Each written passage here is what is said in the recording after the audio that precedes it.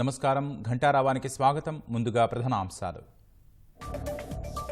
కొనసాగుతున్న సార్వత్రిక ఎన్నికల తొలిదశ పోలింగ్. తరలి వస్తున్న ఓటర్లు, ఓటు వేసిన ప్రముఖులు.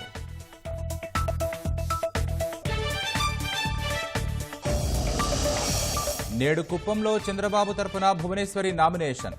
రాజమండ్రిలో పురంధేశ్వరి, హిందూపురంలో బాలయ్య దాఖలు.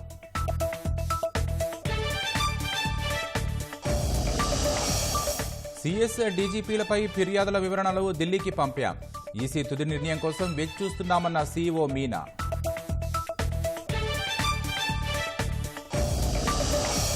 కాకినాడ జిల్లాకు హామీలిచ్చి అమలు మరిచిన సీఎం.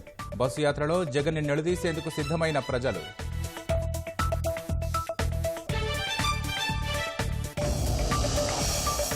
ఏటూ ఎవరో తేల్చకుండానే పోలీసుల రిమాండ్ రిపోర్టు. జగన్పై రాయ్ కేసు దర్యాప్తులో అనేక అనుమానాలు.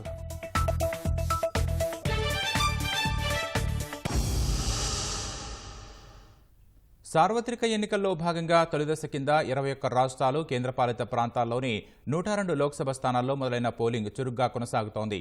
పలుచోట్ల ఓట్లు వేసేందుకు పెద్ద సంఖ్యలో జనం పోలింగ్ కేంద్రాల వద్ద బారులు తీరారు. సిక్కింలోని సోరెంగ్లో పోలింగ్ స్టేషన్ వెలుపల పోలింగ్ ప్రారంభానికి ముందే ప్రజలు క్యూ కట్టారు. మణిపూర్ ఇంఫాల్లోని ఓ పోలింగ్ బూత్ వెలుపల ఓటింగ్కు ముందు మహిళలు పూజలు నిర్వహించారు. పోలింగ్ ప్రారంభమైన కొద్దిసేపటికే దేశవ్యాప్తంగా పలువురు ప్రముఖులు ఓటు హక్కు వినియోగించుకున్నారు. తమిళనాడు మాజీ సీఎం అన్నాడీఎంకే నేత పళనిస్వామి సేలంలోని పోలింగ్ బూత్లో ఓటు వేశారు. ఆర్ఎస్ఎస్ చీఫ్ మోహన్ భగవత్ మహారాష్ట్ర నాగ్పూర్ నుంచి ఓటు వేశారు. అనంతరం మాట్లాడిన ఆయన ఓటు అందరి కర్తవ్యమని, ఆ హక్కు వినియోగించుకుని 100% పోలింగ్ జరిగేలా చూడాలని ఓటర్లను కోరారు. కాంగ్రెస్ సీనియర్ నేత, కేంద్ర మాజీ మంత్రి చిదంబరం తమిళనాడు శివగంగలో ఓటు హక్కు వినియోగించుకున్నారు. తమిళనాడు భాజపా చీఫ్ అన్నామలై కరూర్లోని ఉత్తుపట్టిలో పోలింగ్ బూత్లో ఓటు వేశారు. తెలంగాణ మాజీ గవర్నర్, భాజపా దక్షిణ చెన్నై అభ్యర్థి తమిళిసై సౌందరరాజన్ చెన్నైలోని సాలిగ్రామంలోని పోలింగ్ కేంద్రంలో ఓటు హక్కు వినియోగించుకున్నారు. ప్రముఖ సినీ నటుడు సూపర్ స్టార్ రజనీకాంత్ చెన్నైలో ఓటు వేశారు. మరో స్టార్ హీరో అజిత్ కుమార్ తిరువాన్మియూర్లో ఓటు హక్కు వినియోగించుకున్నారు. రాజస్థాన్లోని జైపూర్లో ఆ రాష్ట్ర ముఖ్యమంత్రి భజన్లాల్ శర్మ ఓటు వేశారు. తమిళనాడు సీఎం డీఎంకే అధినేత స్టాలిన్ చెన్నైలో ఓటు హక్కు వినియోగించుకున్నారు.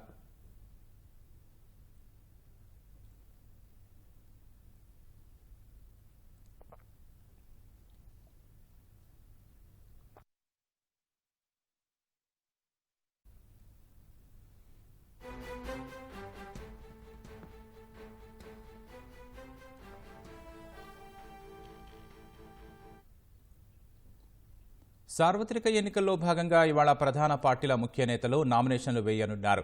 కుప్పం అభ్యర్థిగా చంద్రబాబు తరపున ఆయన సతీమణి నారా భువనేశ్వరి తొలిసారిగా నామినేషన్ దాఖలు చేయనున్నారు.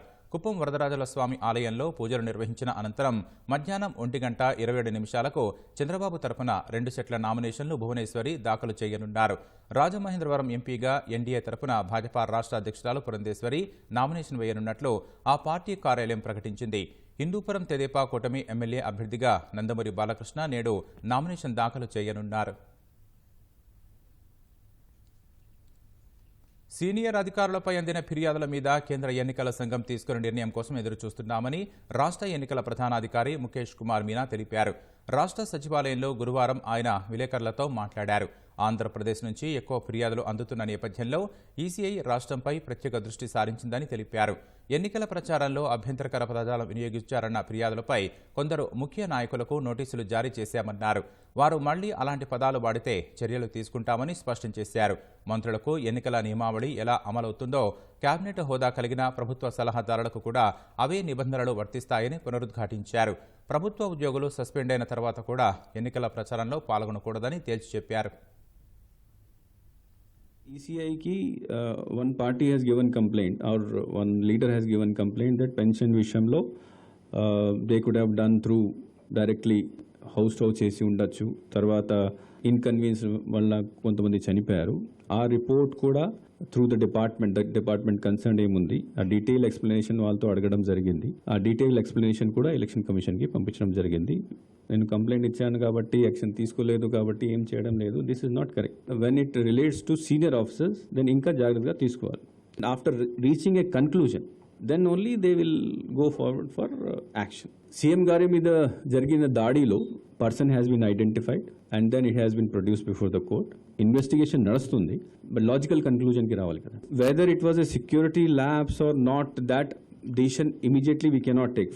First thing what commission has said, that identify the person who has done it, and then in the meantime they are also going through the report of all the police daily report వాళ్ళు ఏమి ఇస్తున్నారు, and definitely security lapse అయినుంటే commission will take an action on the officer. CM జగన్పై గులకరాయి విసిరిన కేసులో విజయవాడ పోలీసులు గురువారం arrest చూపించారు. అజిత్ సింగ్ నగర్ వడ్డెర కాలనీకి చెందిన సతీష్ అలియాస్ సత్తిని నిందితుడిగా తేల్చారు. A1గా సతీష్ను చూపించిన పోలీసులు A2 ప్రోద్బలంతో జగన్పైకి రాయి విసిరాడని చెబుతున్నారు. కానీ అలా ప్రోత్సహించిన వ్యక్తి ఎవరన్నది తేల్చకుండానే కోర్టుకు రిమాండ్ రిపోర్టు సమర్పించారు. ఈ కేసులో ఎవరిని ఇరికించడానికి ఇదంతా చేస్తున్నారన్న అనుమానాలు వ్యక్తమవుతున్నాయి. సీఎంపై రాయిదాడి కేసులో వడ్డెర కాలనీకి చెందిన 5గురిని ఈ నెల 16 తెల్లవారుజామున అదుపులోకి తీసుకున్నారు. వీరిలో సతీష్ తప్ప మిగిలిన 4 మైనర్లు. 3 రోజుల విచారణ అనంతరం సతీష్ అరెస్టును గురువారం మధ్యాహ్నం చూపించారు.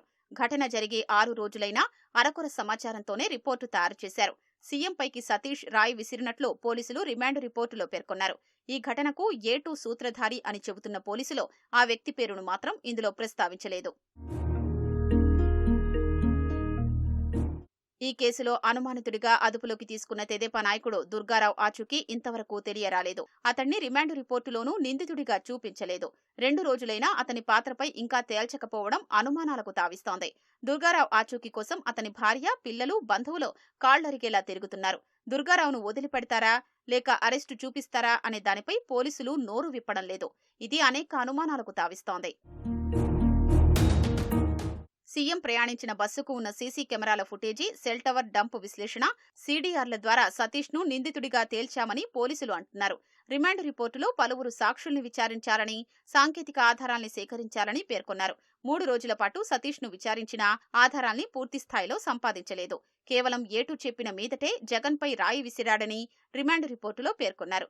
ఏ కారణంతో నిందితుడు దాడికి పాల్పడ్డాడనే విషయాన్ని బయటపెట్టలేదు. ఇలా అనేక అనుమానాలు వ్యక్తమవుతున్నాయి.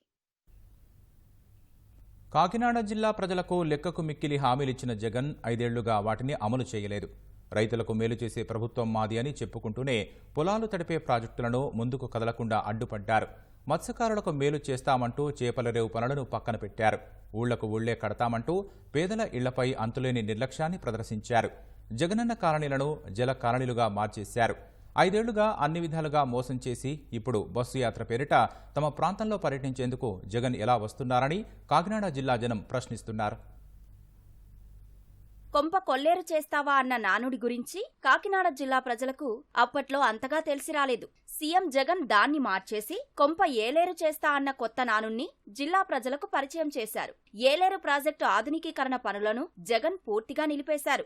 జలాశయం ఆధునికీకరణ మిగులు పనులకు 142 కోట్లు, రెండో దశ పనులకు 150 కోట్లు ఇస్తున్నట్లు 2022 జూలై 29న పిఠాపురం నియోజకవర్గం గొల్లప్రోల్లో జరిగిన కాపునేస్తం కార్యక్రమంలో పాల్గొని ప్రకటించారు. కానీ నిధులు విడుదల కాలేదు. ప్రాజెక్టు తొలి దశకు సంబంధించి గత తెదేపా ప్రభుత్వ హయాంలో పూర్తయిన 52% పనులు మినహా జగన్ పాలనలో ఎలాంటి పురోగతి లేదు. గతంలో 100 కోట్ల ఖర్చుతో చేసిన పనులు కూడా జగన్ ప్రభుత్వ నిర్లక్ష్యం వల్ల నిరుపయోగంగా మారాయి. 3 దశాబ్దాల క్రితం 15 కోట్ల అంచనాతో చేపట్టిన ప్రాజెక్టు వ్యయం ప్రస్తుతం 350 కోట్లకు చేరింది. ప్రాజెక్టు కుడి కాల్వ నిర్మాణానికి 50 కోట్లు మంజూరు చేస్తున్నట్లు 2022 నవంబర్ 4న గోకవరం మండలంలో నిర్వహించిన కార్యక్రమంలో ప్రకటించినా నేటికి పైసా కూడా విదల్చలేదు. రైతులు మాత్రం జగన్ హామీలు ఎప్పుడు నెరవేరుతాయోనని కళ్ళు కాయలు కాసేలా ఎదురుచూసి అలసిపోయారు.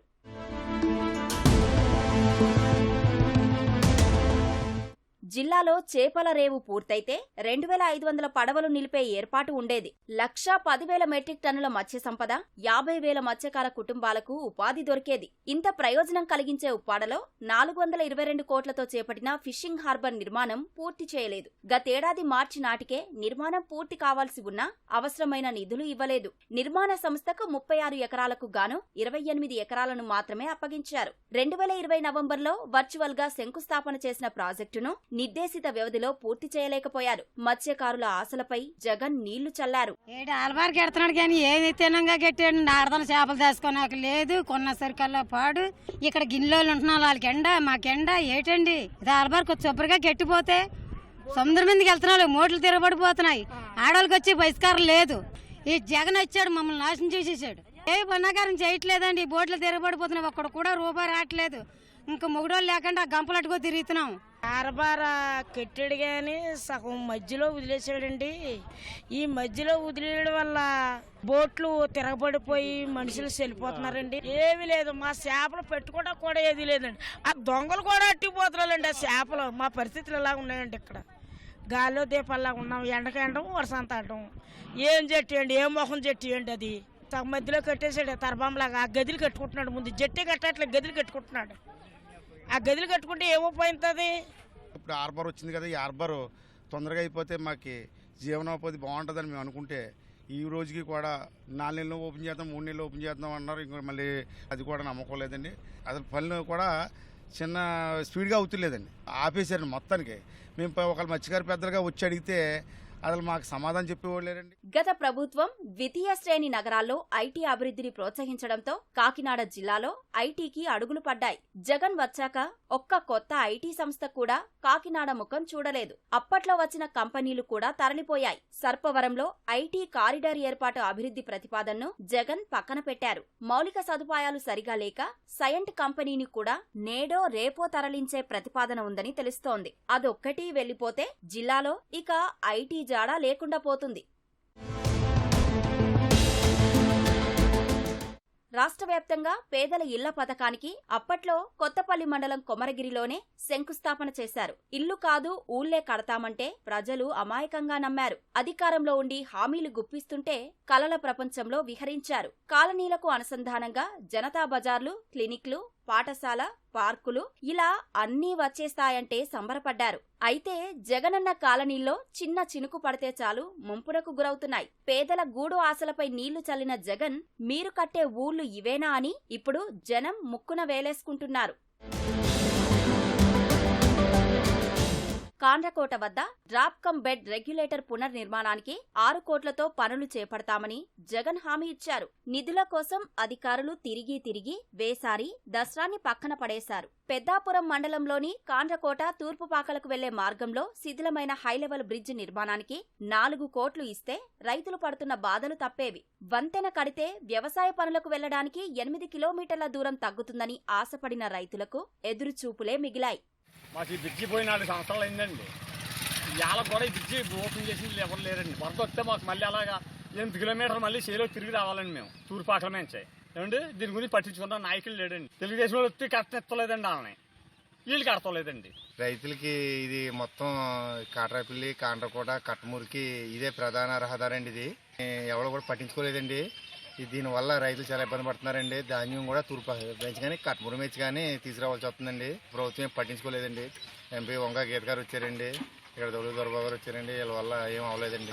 జగన్ గారు కూడా ఇది సామకోటలో ప్రసంగంలో కూడా చెప్పారు కానీ ఆయన వాగ్దానాలు చేయడం తప్ప ఎటువంటి నోసుకోలేదండి. ఇది సామర్లకోటలో జూనియర్ కళాశాలను డిగ్రీ కళాశాలగా మార్చేందుకు 18 కోట్లు మంజూరు చేస్తామన్నారు. నిధులు విడుదల కాలేదు, పనులు మొదలు కాలేదు. జిల్లాకు లెక్కకు మిక్కిలి హామీలిచ్చిన జగన్ ఒక్కటీ నెరవేర్చకుండా మళ్లీ బస్సు యాత్ర పేరిట మోసం చేసేందుకు ఏ ముఖం పెట్టుకుని వస్తున్నారని జనం ప్రశ్నిస్తున్నారు. వెండితెర, బుల్లితెరపై మెరిసిన ఆమె ఆ తర్వాత రాజకీయాల్లోకి అడుగుపెట్టారు.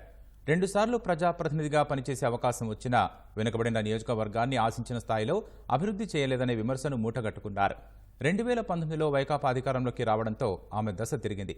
అప్పట్లో నిండా అప్పుల్లో కూరుకుపోయిన ఆ రాజకీయ తార అనతి కాలంలోనే 100 కోట్ల ఆస్తులను కూడబెట్టారు. ఆమె నోటి దురుసుకు అధికార పార్టీ వాళ్లే హడలిపోతారంటే అతిశయోక్తి కాదు. చిత్తూరు జిల్లాతో పాటు రాష్ట్ర రాజకీయ సినిమాలోనూ ఆమెకు గుర్తింపుంది. జగనన్న అంటూ ఆప్యాయంగా పిలిచే ఆ ప్రజాప్రతినిధి అవినీతి అక్రమాల్లో ఆయన్నే స్ఫూర్తిగా తీసుకున్నారు. నియోజకవర్గాన్ని ప్రజలు తనకు రాసిచ్చారని అనుకున్నారో ఏమో. రాష్ట్ర స్థాయి పదవి దక్కడంతో దాన్ని అడ్డుపెట్టుకుని దోపిడీకి రాచబాటలు వేశారు. మట్టి, ఇసుకను తరలించి కోట్లలో ఆర్జించారు. ప్రతిపక్షంలో ఉన్నప్పుడు తన అసభ్య వ్యాఖ్యలతో శాసనసభ పవిత్రతను మంటగలిపిన ఘనతను మూటగట్టుకున్నారు. సీఎం సహాయ నిధి కింద ఇచ్చే చెక్కుల్ని ఈ ప్రజాప్రతినిధి వదల్లేదు. అప్పలాయగుంటలో సీఎంఆర్ఎఫ్ కింద 3 లక్షలు వస్తే 35,000 ఇస్తే గాని బాధితులకు చెక్ ఇవ్వలేదంటే ఆమె అరాచకం ఏ స్థాయిలో సాగిందో ఊహించొచ్చు. దొరికిన చోటల్లా అక్రమాలకు పాల్పడి అనతి కాలంలోనే హైదరాబాద్, తిరుపతి, అమరావతి, బెంగళూరు, చెన్నైలలో ఇళ్లు, స్థలాలు, భూముల్ని వెనకేసుకున్నారు. గతంలో అంతా నష్టపోయి అప్పుల్లో మునిగిన ఆమె ఇటీవల పుట్టినరోజు సందర్భంగా బెంజ్ కొనే స్థాయికి ఎదిగిన తీరు చూసిన వారంతా ముక్కున వేలేసుకున్నారు. ఆ చిత్రాలు సోషల్ మీడియాలోనూ తెగ వైరల్ గా మారాయి. పాదిరేడు అరణ్యం, విజయపురంలోని కోసల నగరంలో పారిశ్రామిక వాడలు తీసుకొస్తామని భూములు సేకరించి కోట్లలో అక్రమాలకు పాల్పడ్డారు. విజయపురంలో తన అనుచరుల పేరుతో భూములకు నకిలీ పట్టాలు సృష్టించి ఆ తరువాత వాటిని ఏపీఐఐసీకి అప్పగించి కోట్లు మింగేశారు. ఏపీఐఐసీ ద్వారా జరిగిన భూసేకరణలో ఇటువంటి అక్రమాలు అనేకం జరిగినట్లు ఆరోపణలు ఉన్నాయి. తిరుపతి, చెన్నై రహదారిపై ఎస్వీపురం టోల్ ప్లాజా సమీపంలోని భూదానోద్యమ భూమికి ప్రభుత్వం నుంచి ఎన్ఓసీ ఇప్పించేందుకు భారీగా ప్రయోజనం పొందినట్లు తెలిసింది. మండలాల వారీగా వసూళ్ల బాధ్యతల్ని సోదరులు, భర్తకు అప్పగించారు. రియల్ ఎస్టేట్ వ్యాపారులు ఎక్కడైనా కొత్త వెంచర్ వేశారంటే కప్పం ఆమెకు కట్టాల్సిందే. పుత్తూరులో స్థిరాస్తి వ్యాపారైన ఓ మాజీ ప్రతినిధికి సంబంధించి రిజిస్ట్రేషన్లు ఆపివేయించి ఆ తరువాత ముడుపులతో సర్దుబాటు చేసుకున్నారు. తిరుపతి, చెన్నై జాతీయ రహదారి పక్కనే ఉన్న మరో భూమి రిజిస్ట్రేషన్ నిలిపేయించారు. అంజేరమ్మ కనుమ వద్ద తుడా లేఅవుట్ పక్కనే డీపట్టా భూముల కొనుగోలు వ్యవహారంలోనూ ప్రజాప్రతినిధి సోదరుడి ప్రమేయముందని చెబుతుంటారు. ఆమె అనుచరులు తమిళనాడు, కర్ణాటక రాష్ట్రాలకు రేషన్ బియ్యాన్ని తరలించి కోట్లు గడిస్తున్నారు. విజయపురం మండలంలోని మహారాజపురం తదితర ప్రాంతాల్లో కొంత విస్తీర్ణంలో తవ్వకాలకు గ్రావెల్ క్వారీకి అనుమతి తీసుకుని అనధికారికంగా పెద్ద మొత్తంలో తవ్వేశారు. ఒక్క విజయపురం నుంచే తమిళనాడుకు రోజుకు 300 ట్రిప్పుల గ్రావెల్ను తరలించారు. బినామీ పేర్లతో అనుమతులు తీసుకుని చెన్నైలో విక్రయించారు. ఒక్కో లారీకి 20,000 వరకు వసూలు చేశారు. అన్ని ఖర్చులు పోను రోజుకు 2 లక్షల మేర వెనకేసుకున్నారు. వడమాలపేట మండలంలోని అపలాయగుంట, అంజేరమ్మ కనుమ వద్ద ఎలాంటి అనుమతులు లేకుండా గుట్టలు పిప్పి చేశారు. ఆ రాళ్లు, మట్టిని పూతలపట్టు, నాయుడుపేట రోడ్డు పనులు చేపడుతున్న గుత్తేదారులకు తరలించి భారీ ఎత్తున ఆర్జించారు. మండలాల్లోని చిన్నా చితకా నాయకులు కూడా ప్రజా ప్రతినిధి సోదరులకు కప్పం కట్టాల్సిందే.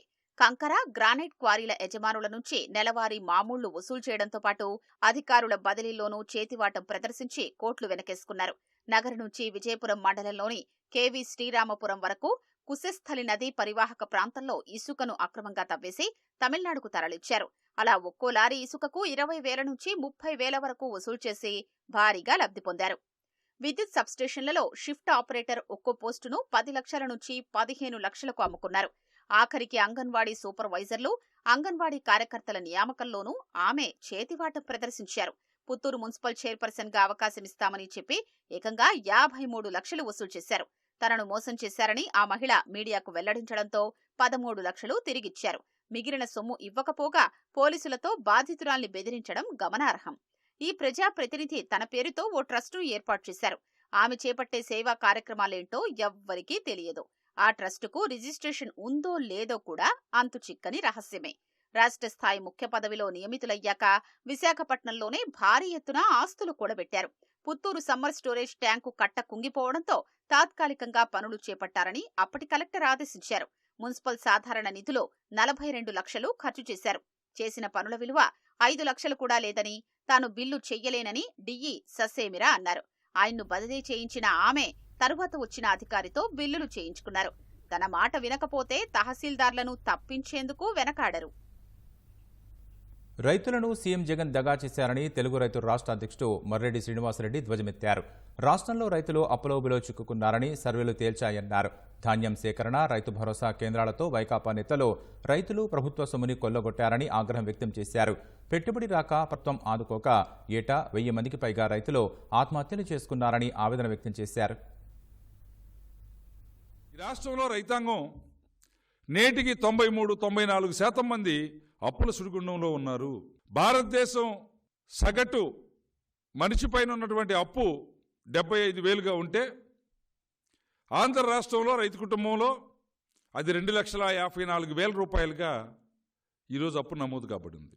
ఈ 5 కోట్ల జనాభా కలిగినటువంటి చిన్న రాష్ట్రంలో ప్రతి సంవత్సరం 1000కి పైగా రైతులు ఆత్మహత్య చేసుకుంటా ఉన్నటువంటి పరిస్థితి.